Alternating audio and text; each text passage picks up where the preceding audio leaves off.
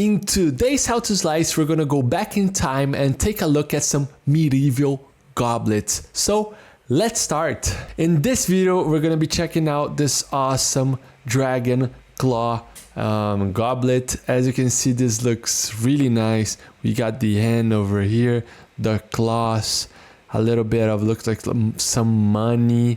So it looks really nice. So this model will look really nice after printed. But first off, let's take a look at both models. So this is the lower part and this is the upper part. So it's divided so it's better and easier to print to reduce support. So as you can see, this part right here attach to the finger. So the claws right here attach and we got this ring on.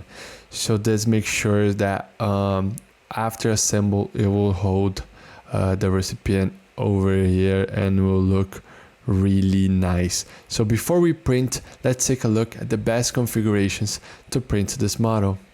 So over here in layer height, we're gonna be decreasing this layer height to 0.18 millimeters so we can get a better quality print. As this is a really tall print, you don't have to reduce this value too much to get a better quality print, because as it is really big, it's going to be really hard to see those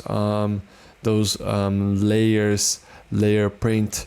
So you can leave this this value to around 0.2 millimeters because it's going to look really nice and will print fairly quickly. Because if you reduce this value too much, it's going to take too much time to print. So this value 0.18, you're going to get a really good quality. As for perimeters, you can leave it at 3. And for infill, we're going to be increasing to 15% to get a really rigid model, so it's not going to break up on you. And for fill pattern, you can leave it at gyroid. Gyroid is a really nice infill pattern because it prints in waves. So your printer, while printing the infill, never goes on a straight line. So that will make sure it reduces the chance of it failing. So yes, you can leave it at gyroid. As for skirt and brim, this model does not need any brim. Right here, it's got a good bed adhesion.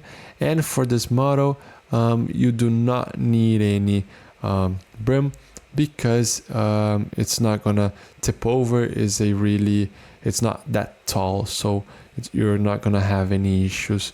As for support material, as you can see, this model does not need any support because it's fairly vertical and doesn't have any critical angles, so you can print fairly quick.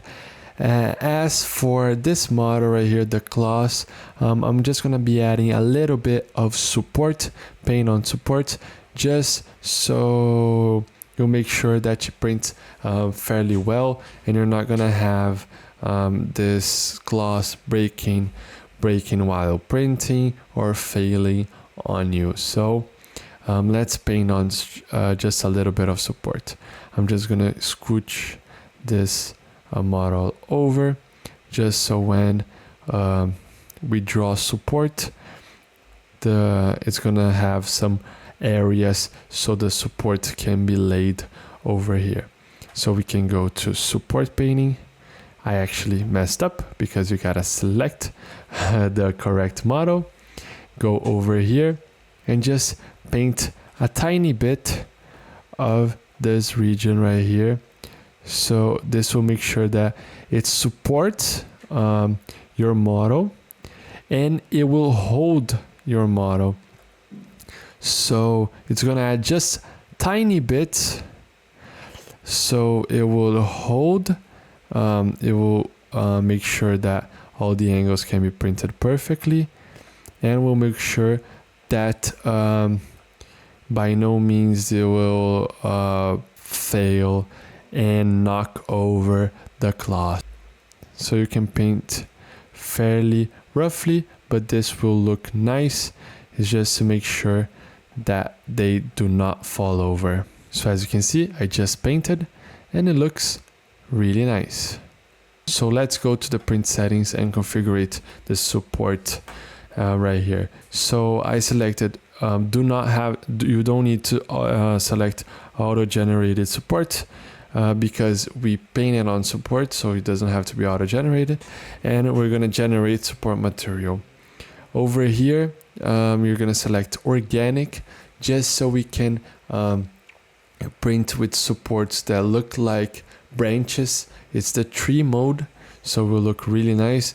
They are easier to remove, and sometimes if the branches break on you, the branches will hold itself, so you're not going to have any support issues.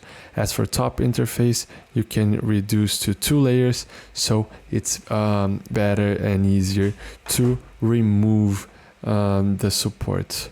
So this will look really nice. So you can just go back and let's slice and take a look at how it's gonna look.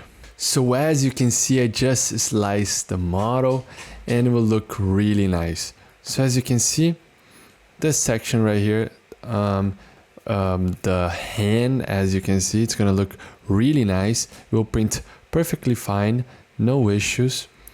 So as you can see, the infill, it's at 15%, so it's gonna be really rigid and will hold the liquid and the recipient really nicely. And as for the claws, I do recommend printing with a little bit of support, just so the print doesn't fall over. So as you can see, it added custom support, organic support, and will print fairly nicely. So we'll support the claw that can be critical because it's really tall and it's holding by a little piece. So the support is very welcome for the overhang and for holding this piece and not falling over. So as you can see, if you click over here in feature type and take a look at speed, you can see that the printer reduces the speed right here in yellow. It reduces to 55 millimeters a second, where the supports are not touching. So as you can see, where it doesn't touch anything, it's going to be printing at 55 millimeters a second. And as you can see, as the supports are holding up this part, you won't need to reduce the printing speed. So this is really nice. The chances of your print or claws falling over and tipping over are really low. So it's going to turn into a really nice print. So as for the colored version, you can print this exactly how you were to print in monocolor. The only difference is you're gonna be adding the prime tower and flushed filament when printing with multiple colors.